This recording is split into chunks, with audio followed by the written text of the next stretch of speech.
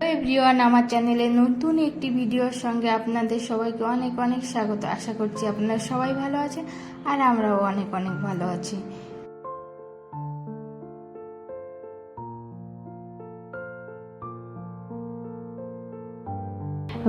করে নিয়েছি একটু যোগা, তারপর আমি রান্নাটা স্টার্ট করে দিয়েছি। আর জানেন তো, আজ বাবানও আমার সঙ্গে সঙ্গে উঠে গেছে। ছেলেটা রোজ 9টা, 9:30, 8:30 পর্যন্ত ঘুমিয়ে নেয়, কিন্তু আজ কি হয়েছে জানি না, আমি যখন ঘুম থেকে উঠে গেছি তখনই ও উঠে গেছে।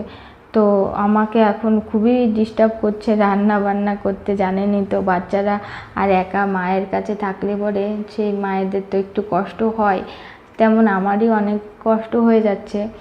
একটু প্রবলেম হচ্ছে। বাবা যদি ঘুমিয়ে থাকতো তাহলে আমার এতটা প্রবলেম হতো না। আমি অনেক তাড়াতাড়ি কাজগুলো করে নিয়ে তো ওকে টাইম দিতে পারতাম। আর কি জানেন তো, সারাক্ষণ তো ও আমার একার সঙ্গে বেশিরভাগ টাইম থাকে। ওর পাপা আসলে ডিউটি থেকে ও তখন ঘুমিয়েই থাকে যখন দুপুরে। আর এই দেখেন, আমার স্নানটা কমপ্লিট হয়ে গেছে, আর একটু আগেই বাবানকেও স্নানটা করিয়ে দিয়েছি। আর আমি ডেইলি রুটিনে যেইগুলো ইউজ করে থাকি তো সেইগুলোই আমি ইউজ করছি। আর বাবান বলছে আমাকে একটু আইসক্রিম লাগিয়ে দাও, একটু আইসক্রিম লাগিয়ে দাও। কি জানেন তো, ওর এখনও কথাগুলো পুরোপুরি বলতে পারে না। আর ও সানস্ক্রিমকে বলছে মাম্মা আইসক্রিম লাগিয়ে দাও।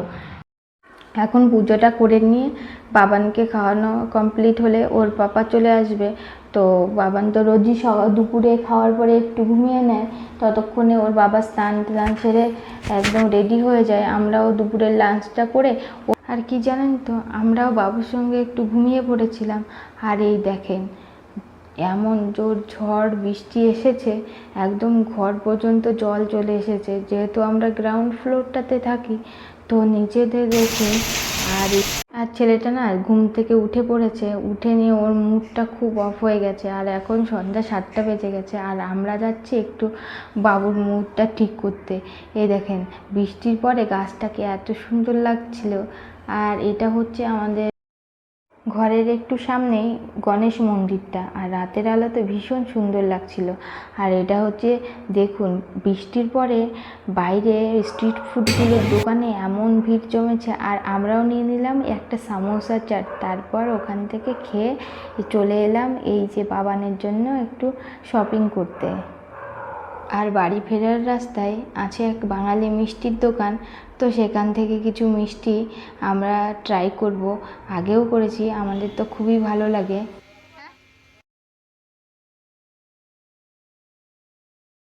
অনেক রকমের ভ্যারাইটিও আছে এখানে। আর ওই প্রজাপতিটা দেখতে আমার খুবই সুন্দর লেগেছিল। যখনই কিছু মিষ্টি খেতে ইচ্ছে করে তখনই এই বাঙালি মিষ্টির দোকানে চলে আসি। আর এখন যাব বাড়িতে। আর এই দেখেন, বাবানের কি মজা নতুন জামা কাপড় পেয়ে।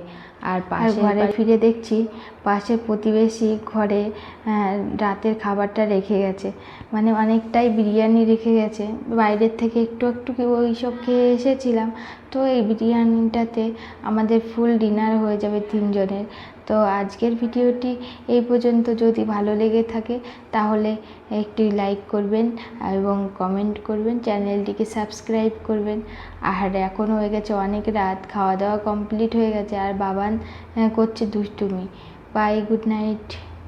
সবাই ভালো থাকবেন, সুস্থ থাকবেন, আর দেখা হবে নতুন একটি ভিডিওর সঙ্গে।